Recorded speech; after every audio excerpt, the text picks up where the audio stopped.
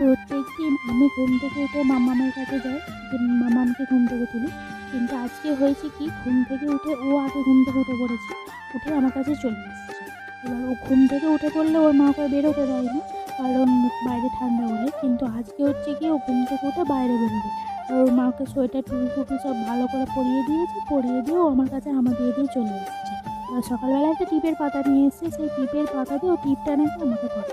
এবার ও যদি সকালবেলা প্রতিদিন মানে যেদিনই আমার কাছে চলে আসে সেদিনই আমার কাজের 12টা বেজে যায়, মানে কাজ করতে এত দেরি হয়ে যায়। আর প্রতিদিন ওর কাছে একটা লোক থাকতেই হবে, মানে সকালবেলা মা বৌদি যদি কাজ করে ওকে আমাকে ধরতে হবে, আমি আমি যদি কাজ করি তখন মা বা বৌদি যা হোক কাউকে ধরতে হবে। আর ও সবথেকে বেশি ভালোবাসে থাকতে হচ্ছে আমার মায়ের কাছে, কিন্তু সকালবেলা মা যেহেতু উঠে অনেক কাজ করে তাই আমার কাছে থাকতে দেয়।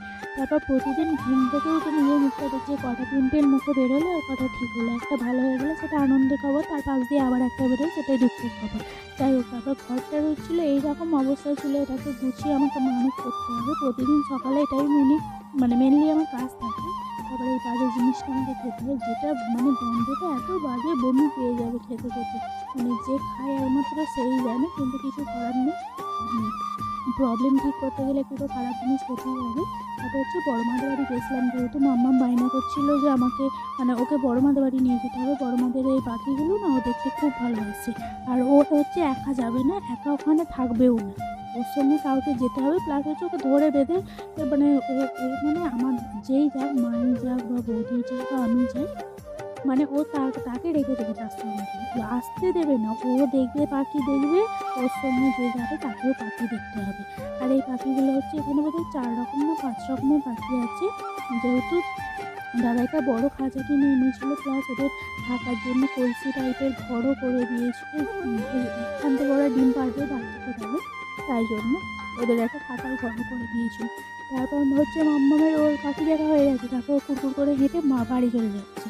ওকে বলছি দাঁড়া দাঁড়া দাঁড়া, ও শুনবে না, ওকে একাই হেঁটে হবে। তারপর এই দিক দিয়ে বাড়ি ঢুকতে ঢুকতে হঠাৎ করে উনি দেখতে পেয়েছেন আমার মা আসছে ওদিক থেকে, তাই জন্য ও আর বাড়ি ঢুকবে না, তো ও দিদিভাইয়ের কাছে যাবে। এবার আমি ওকে এত করে বলছি যে আসতে চ, পাথর আছে পায়ে লেগে যাবে, তো ওর কোনো ভুরুক্ষেপ নেই, ও মায়ের কাছে যাবে। তারপর হচ্ছে আমাদের বাড়ির সামনেটা দেখাচ্ছিলাম যেটা তোমাদেরকে।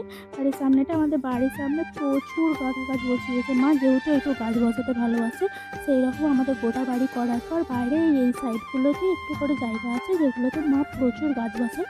আর এগুলো ঘেরার মেন কারণ হচ্ছে সকালবেলা আমার এখানে প্রচুর ফুল চোর আছে, একটা ফুলও থাকবে না, সব চুরি হয়ে যায়, যার কারণে এরকম মশারি দিয়ে যা হোক করে একটু ঘেরা আটকানো যাবে। তারপর মামাম এখানে বসে বসে খেলছিল, ওই যে ফুটোগুলো আছে বস্তা, সেটাকে আরও ফুটো করছিল, বদমাইশি করছিল, ও যে কী করতে চাইছিল সেটা মানে কেউ জানে না। আমি যখন খাবার খাই তখন ভিডিও করি না, খাবার শেষে মনে পড়ে যে বাবা আমি তো ভিডিও করি, আমাকে একটা খাবারের ভিডিও ছাড়তে হবে। তারপর পুরো খাওয়া কমপ্লিট হয়ে গেছে, সব কিছু হয়ে গেছে, লাস্টে মাছের ওই পেটিটা আছে, সেই পেটিটাই তোমাদেরকে দেখাচ্ছিল। তারপর হচ্ছে না আমি কাঁদিনি, এটা হচ্ছে মুখের পিম্পেল প্রচুর মুখে পিম্পেল হয়, সেই পিম্পেলের দাগগুলো তোলার জন্য এটা সিরাম ইউজ করছে। আমি জানি না সিরামটা কতটা কাজ করবে, তাও একটু ছোটোখাটো ট্রাই যেটাকে বলে, তাই জন্য পিম্পেলগুলো যাতে দাগগুলো উঠে যায়, তাই জন্য দুপুরবেলা মানে যে সময়টায় মানে বাইরে বেরোই না, দুপুরবেলা ঘুমানোর আগে বা রাতের আগে এই সিরামটা ইউজ করি। এবার এই সিরামটা ইউজ করে একদম যে প্রচুর কাজ হচ্ছে সেরকমও বলবো না, এবার কাজ হচ্ছে না সেটা বলবো না, অল্প অল্প হচ্ছে, যে সিরামটা মোটামুটি কাজ হচ্ছে। তারপর হচ্ছে সন্ধ্যেবেলা পড়িয়ে এসে আমি মুড়ি খাচ্ছিলাম, তার আগে আমি পড়াতে গেছিলাম, কিন্তু পড়ানোর ভিডিওটা করিনি, ইচ্ছা করেই করিনি, আর মুড়ি খাওয়ার ভিডিওটা করেছি, ব্যাস এইটুকুই।